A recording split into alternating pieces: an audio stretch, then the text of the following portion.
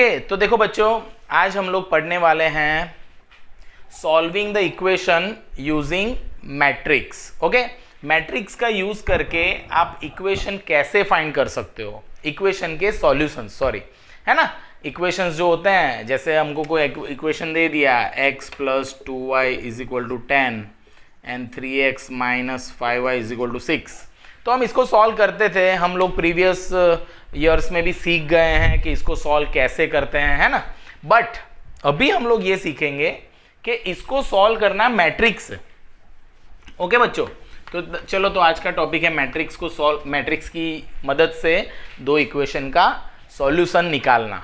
Okay, तो आज ये करते हैं। मेरा नाम है जवल सर और हम लोग डिप्लोमा कोर्स कर रहे हैं अभी फर्स्ट सेमेस्टर के लिए। तो आज का टॉपिक चालू करते हैं। ओके, सपोज आपको दिया हो solve using method of matrix, यानी मैट्रिक्स का यूज करके सॉल्व करना है। कोई भी हम इक्वेशन ले लेते हैं, सपोज दिया हुआ है ऐसा 2x - 3y + 5 = 0 और दिया हुआ है 3x + y = 9। Okay, let us this as a question. ये अपना क्वेश्चन है। देखो, 2x - 3y + 5 = 0 and 3x + y = 9। तो ये अपना क्वेश्चन है, बराबर बच्चों। अब यहाँ पे देखो, जवल सर जो बोल रहे हैं ना, मैं जितनी चीज़ें बोल रहा हूँ ना, वो सब चीज़ें माइंड में याद रखनी है आपको। क्यों? क्योंकि ये सम आपको 4 मार्क्स में आने वाला है, whether you are in any university. Okay, आप कोई भी यूनिवर्सिटी से डिप्लोमा पॉलिटेक्निक कर रहे हो, बट आपको ये सम आएगा, इस टाइप का सम आएगा, यही नहीं, इस टाइप का सम आएगा। वो तो कॉमन सेंस ही बात है। तो यहाँ पे देखो, सबसे पहले कोई भी इक्वेशन हो वो ऑलवेज इसी फॉर्म में होना चाहिए बच्चों, ax + by = c। यानी देखो, ये अच्छा है, ये बराबर नहीं है, तो इसको आपको कन्वर्ट करना पड़ेगा। कैसे? तो 5 को इस तरफ लाएंगे तो -5 हो जाएगा, बस। ओके, यानी याद रखो, पहला टर्म जो है वो x वाला होना चाहिए, दूसरा टर्म है y वाला होना चाहिए, फिर = होने चाहिए और कांस्टेंट टर्म इस तरफ होना चाहिए। इतनी चीज रिक्वायरमेंट है कि इसी तरह लिखो तो आपका कभी गलती नहीं होगा। ओके, सो मीनिंग इज कि ये जो क्वेश्चन दिया है ये बरोबर है, बट यहां पे रीराइटिंग द क्वेश्चन, है ना, सॉल्यूशन में लिखेंगे हियर, क्वेश्चन को अच्छे से लिखेंगे तो ऐसा लिखेंगे 2x - 3y = -5 and 3x + y = 9। Now this is a perfect format. क्यों? क्योंकि पहला x वाला है, फिर y वाला, फिर = के इस तरफ कांस्टेंट वैल्यू। ये तो परफेक्ट ही था, पहला वाला ही फॉर्म था, तो उसको कुछ नहीं किया, है ना। जो चीज़ बरोबर है उसको क्यों परेशान करने की, जो अपने जैसा नहीं है उसको अपने काम का जैसा बना देने का। ओके, तो ये हो गया। अब इसके बाद आप एक चीज़ लिख सकते हो, मैट्रिक्स फॉर्म। देखो, मुझे मैट्रिक्स का यूज करके इसको सॉल्व करना है ना, ऐसा बोलेंगे, ऐसा solve by matrix method. Okay, ऐसा आपको बोले तो आपको मैट्रिक्स से सॉल्व करना है, तो मैट्रिक्स के फॉर्म में लाना पड़ेगा, यानी मैट्रिक्स फॉर्म। तो दिस इक्वेशन, ये जो सिस्टम है ना, इसका मैट्रिक्स फॉर्म कैसे होता है बच्चों, याद रखो। इस तरफ जो भी वेरिएबल है, वेरिएबल कौन, एक्स वाई, तो उसके साथ जो है, यानी कि मल्टीप्लायर्स, उसके मल्टीप्लायर जो कांस्टेंट है, यानी 2 - 3, x के साथ कौन है 3, y के साथ कौन है कोई नहीं, तो है 1। ओके, ऐसा। So this is called, x का कोएफिशिएंट 2 है, y के साथ -3 है, x के साथ 3 है और y के साथ 1 है, और यहां पे आएगा x एंड y। ये वो x y है जो मुझे फाइंड करने हैं, और = के इस तरफ ये जो डिजिट्स थे वो, यानी कि constants. So this is called matrix form. बहुत से लोग बोलेंगे सर ऐसा क्यों, व्हाई दिस। तो आपको याद होगा, मैट्रिक्स मल्टीप्लिकेशन जब आप करोगे ना, तो 2 × x, तो 2x - 3y, तो यही बनेगा, इसी का ये बनेगा, तो ये ऐसे ही हो सकता है। तो आपको ये याद रखना है मैट्रिक्स फॉर्म कैसे बनाने का। इस तरफ एक्स वाई के मल्टीप्लायर्स रख देने के, जो चीज़ें मुझे फाइंड करनी है ना। देखो, मेरा मुद्दा क्या है, मुझे सबसे पहले फाइंड क्या करना है, मुझे फाइंड करना है एक्स वाई। तो एक्स वाई यहाँ पे रख दिया और कॉन्स्टेंट्स यहाँ पे। तो याद रखो, ये जो चीज़ है ना, इसको हम बोलेंगे let A, this is as X, and this is as B. Okay बच्चों, हमने सबको नाम दे दिया कि इसका नाम सपोज ए है, इसका नाम है एक्स और इसका नाम है B. Okay, let us give the names. तो ये नाम दे दिए। अब नाम दे दिए तो आप इसको देखोगे तो लिखोगे so A X is equal to B. Obviously ना, ए का एक्स के साथ मल्टीप्लीकेशन हो रहा है तब इज इक्वल टू होके बी बन रहा है। पर मुझे क्या फाइंड करना है? मुझे तो एक्स फाइंड करना है। Therefore X is equal to B by A हो जाएगा बच्चों, है ना। बी बाई ए चला गया नीचे, मुझे तो एक्स फाइंड करना है। अब मैट्रिक्स का डिवीजन तो ऐसे होता नहीं है, पर मैट्रिक्स का डिवीजन नहीं करना पड़े इसीलिए हम लोगों ने क्या तरकीब बनाई है कि हम इनवर्स से मल्टीप्लाई, यानी ये ए ऊपर गया तो इनवर्स हो गया ना, ए ऊपर गया तो इनवर्स हो गया। यानी कि ये हो गया मेरा नंबर 1 कि मुझे अगर x फाइंड करना है, मुझे अगर x फाइंड करना है तो मैं a जो है ये a उसका इनवर्स फाइंड करूंगा और उसको b के साथ मल्टीप्लाई कर दूंगा तो मुझे x मिल जाएगा। So this is the procedure जो मैंने अभी बनाया है। सम तो अभी बाकी है ना, मुझे तो x फाइंड करना बाकी है। बट सबसे पहली चीज, दो इंपॉर्टेंट चीज है वो ये हो गई कि सबसे पहले किस तरह से सम को प्रेजेंट करना है ना, लिखना कैसे है।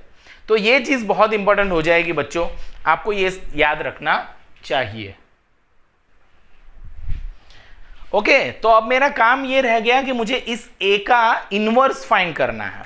तो पहले मैं ले लूंगा लेट a, तो a को अच्छे से लिख देता हूं 2 - 3 3 1।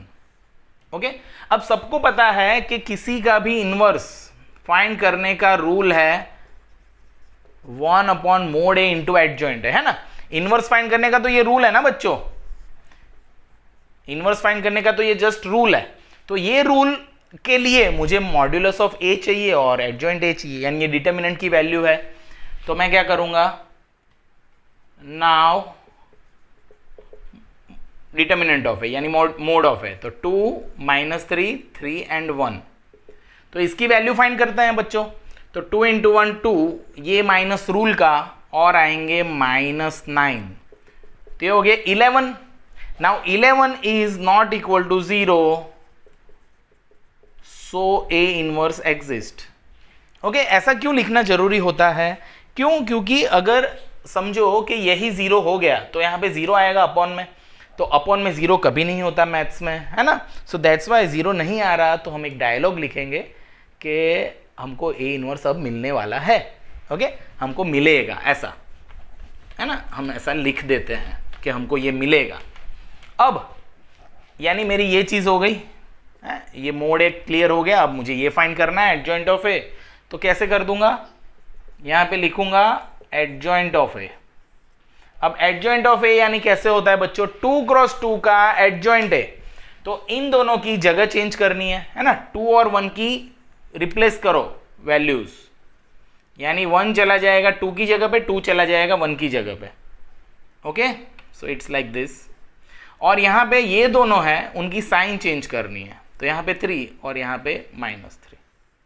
अब बहुत से लोग बोले सर ये तो आपने जगह चेंज कर दी, ऐसा नहीं हुआ है, ये तो दोनों 3 थे इसलिए ऐसा लग रहा है। 3 की साइन चेंज तो +3 हो गया, और इस 3 की प्लस साइन थी तो हो गया -3। सो दिस इज कॉल्ड, ये जो a है उस पर से एडजॉइंट a फाइंड कर लिया। अब एडजॉइंट a आ गया तो अब मैं लिख दूंगा कि नाउ a इनवर्स। तो a इनवर्स का रूल ये रहा 1/mod a, तो 1/mod a, mod a कितना है 11, 1/11 1 3 -3 2। सो ये मेरा a इनवर्स आ गया बच्चों। अब मेरा a इनवर्स आ गया तो मुझे तो यहाँ पे वैल्यू डालनी है ना, 1 में मुझे यहाँ पे वैल्यू डालनी है। तो मैं क्या करूँगा, अब मैं क्या करूँगा, यहाँ पे देखो बच्चों, अब इसके आगे मैं लिखूँगा सो पुटिंग वैल्यूज इन 1, यानी ये सारी वैल्यूज, किसकी वैल्यू, तो a इनवर्स की वैल्यू और दूसरा कौन है b, तो इन दोनों की वैल्यू मैं 1 नंबर में रख रहा हूं, यानी इस इक्वेशन में।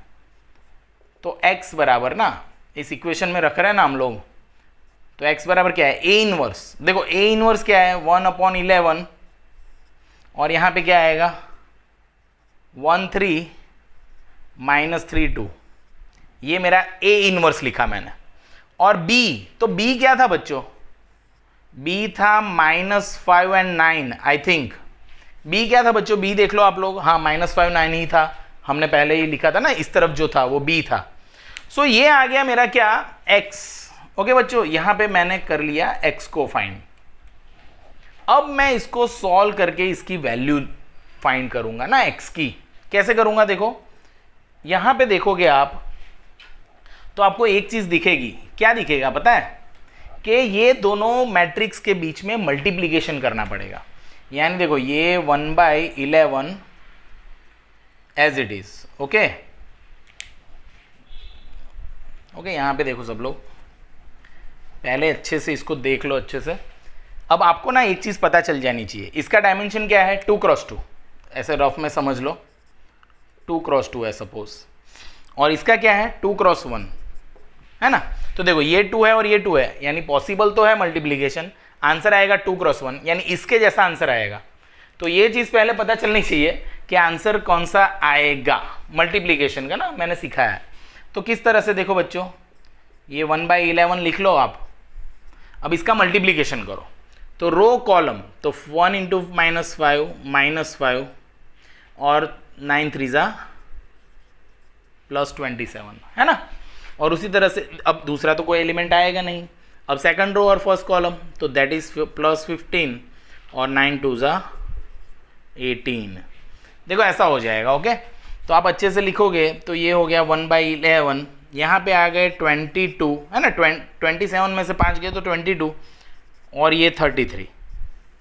ओके, अब इस 1/11 को अंदर मल्टीप्लाई करोगे तो आपके पास आएंगे 2 और 3। ओके, देखो यहाँ पे आप मल्टीप्लाई करोगे तो 2 हो जाएगा है ना। 22 × 1/11 that is 2 and 33 × 1/11 that is 3। But ये x, तो x था कौन बच्चों पता है? x था xy मैट्रिक्स है ना। x तो कौन था? xy matrix. तो यहां पे आएगा xy मैट्रिक्स है ना बच्चों। ये तो xy मैट्रिक्स था। x था कौन? x हमने किसको नाम दिया था? x हमने नाम दिया था xy मैट्रिक्स को। ओके, सो ये ऐसा हो गया। तो यहां पे आप लिख सकते हो बाय कंपेयरिंग है ना, by comparing x = 2, y = 3। This is your answer दोस्तों। ओके, आप इसको कंपेयर करोगे तो आपको पता चलेगा x = 2, y = 3। दोनों तरफ सेम डायमेंशन सेम ऑर्डर के मैट्रिक्स जब होते हैं तो वो कंपेयर होते हैं। ये याद रखो बच्चों, बराबर है। तो इस तरह से देखो, यहां पे मैं पूरी प्रोसीजर आपको वापिस समझाऊंगा, बट आपको ये पता चल जाना चाहिए कि किया क्या है। सबसे पहले क्या, तो कि आपको एक ही चीज याद रखना है। क्या? तो कि यहां पे एक रूल बनता है ना, x बराबर कौन सा? A inverse B। इस रूल को नहीं छोड़ना, इस रूल में जाके वैल्यू डाल दो। यानी करना क्या है, अपने को A इनवर्स फाइंड करना है, B के साथ मल्टीप्लाई कर देना है, खत्म बात, सम खत्म। ओके, तो बहुत इजी है ये मेथड, आप सबको आ जानी चाहिए बच्चों। Okay, I hope you understand this very well. तो सपोज बच्चों अगर दूसरा कोई सम है, इसी तरह से मुझे 2 इक्वेशंस दिए हैं और मुझे xy फाइंड करना है। अब मुझे करना है मैट्रिक्स का यूज करके। तो सबसे पहले क्या करते हैं बच्चों, देखो सबसे पहले चेक करते हैं कि पहला टर्म x वाला है कि नहीं, तो है, दूसरा y वाला है, और इस तरफ होना चाहिए कांस्टेंट। तो ये सब में तो दोनों इक्वेशन अच्छे से दिए हुए हैं ना, अच्छे वाले ही दिए हुए हैं, सेट करके दिए हुए हैं। तो हम लोग क्या करेंगे, सॉल्यूशन में हम सबसे पहले लिखेंगे मैट्रिक्स फॉर्म। देखो बच्चों मैट्रिक्स फॉर्म, तो सबसे पहले हम लिखेंगे, देखो मैट्रिक्स फॉर्म। तो मैट्रिक्स फॉर्म क्या होगा बच्चों? मैट्रिक्स फॉर्म होगा 5 3 3 -2। ओके, यहां पे आएंगे अननोन्स जो मुझे फाइंड करने हैं, और यहां पे आएगा बच्चों 11 -1। Okay, this is the matrix form. यहां पे लेट करके आप बता सकते हो this is A, this is X and this is B। अब जबकि आपको पता चल गया है कि X क्या होता है, तो यहां पे आप लिख सकते हो here x is equal to A inverse B, है ना। आप ऐसा बता सकते हो, क्यों? क्योंकि हमको पता है ना, मैंने सीखा है डिटेल में कि ये किस तरह से बना है। तो किस तरह से बना है बच्चों, ये a नीचे गया ना b बाई ए, तो फिर इनवर्स लिखा है हमने, तो हमने ये बना लिया है ना खुद, तो इसलिए हमने ऐसा लिखा कि इस तरह से बना है। अब क्या करेंगे हम लोग, नाउ a, तो a क्या है बच्चों, 5 3 3 माइनस 2, है ना, ये a है। देयरफॉर मोड ऑफ a, तो मोड ऑफ a हो जाएगा 5 3 3 माइनस 2, तो इसकी वैल्यू फाइंड कर लो बच्चों। तो कितना होगा, -10 -9, है ना, 5 2 ज़ा -10 और माइनस रूल का माइनस बच्चों और -9, तो ये हो गए -19 which is not equal to 0। So A inverse exist, ऐसा लिख दो आप, है ना। ए इनवर्स मिलेगा, मुझे मिलेगा क्योंकि ये 0 नहीं है। और इसके बाद एंड एडजॉइंट ए, देखो एडजॉइंट ए कैसे होता है बच्चों, एडजॉइंट ए कैसे होता है, एडजॉइंट ए करने के लिए आपको इन दोनों की जगह चेंज करनी पड़ेगी। तो -2 5, है ना, -2 इधर गया, 5 इधर आ गया, और ये देखो ये दोनों पॉजिटिव है तो बना दो दोनों नेगेटिव, ये हो गया adjoint A. Okay, adjoint A मिल गया। सो आप एडजॉइंट ए मिल गया तो देयरफॉर, है ना, या तो आप यहीं पे लिख दो, सो ए इनवर्स 1 अपॉन -19, देखो -19 है, आप इसको माइनस को ऊपर भी लिख सकते हो बिकॉज फर्क नहीं पड़ेगा। तो -2 -3 -3 एंड 5। अब देखो ये माइनस को अंदर मल्टीप्लाई कर देते हैं क्योंकि ज़्यादा माइनस है ना अंदर, तो अच्छा हो जाएगा। तो 2 3 3 -5, this is the value of A inverse, है ना बच्चों, ये ए इनवर्स आ गया मेरा। तो ए इनवर्स मिल गया मुझे। ए इनवर्स बहुत इजी होता है ना, 2 क्रॉस 2 का तो बहुत इजी होता है, कुछ नहीं करना होता, सिर्फ डिटर्मिनेंट का वैल्यू फाइंड कर लो और एडजॉइंट ए का वैल्यू फाइंड कर लो, रख दो, बहुत इजी। ओके, ये हो गया इनवर्स। अब इनवर्स हो गया, इसलिए अब लिखेंगे पुटिंग इन 1, यानी 1 में रख दो सारी चीजें। ये रहा 1 है कौन, x is equal to A inverse B. तो what is your A inverse, ये रहा ए इनवर्स 1/19, मैट्रिक्स में आएगा 2 3 3 -5, और यहां पे आएगा b, b कितना है बच्चों, 11 -1। ओके, दिख रहा है ना बच्चों सबको, इस तरह से। अब 1/19 मल्टीप्लाई करो, मल्टीप्लाई, ये देखो मल्टीप्लिकेशन तो बहुत इंपॉर्टेंट है यहाँ पे। तो 2 × 11 22 और -3 हो गया ये, क्योंकि 3 × -1 हो गया। उसी तरह से यहाँ पे 3 × 11, 3 × 11 कितना होता है 33, और -+5 हो गए बच्चों। तो ये आ गया 1/19, 22 - 3 कितना होता है 19, और 33 + 5 38। तो जब ये 1/19 अंदर जाएंगे ना बच्चों, तो ये हो जाएगा 1 और ये हो जाएगा 2, और ये है x, बट x था कौन, xy, है ना, ये तो x है ना, ये बच्चों x है, बट x है कौन, x कौन है, ये रहा देखो, x कौन है, xy मैट्रिक्स है मेरा। तो इसलिए यहां पे मैं लिखूंगा बाय कंपेयरिंग, देखो इन दोनों को कंपेयर करने से मुझे पता चला कि x है 1, y है 2, this is my solution. Okay, तो देखो पूरा सम यहीं पे हो गया अच्छे से, ताकि आपको पता चले कि किस तरह से दो इक्वेशंस को मैट्रिक्स का यूज करके सॉल्व करते हैं बच्चों। बहुत important sum, you have to understand this. Steps भी समझ लो आप लोग कि कौन सा स्टेप कैसे किया है, पहले मैट्रिक्स का फॉर्म बना लो, है ना। ओके, इजी है ना बच्चों। Okay, you can do this, बहुत बढ़िया बहुत बढ़िया।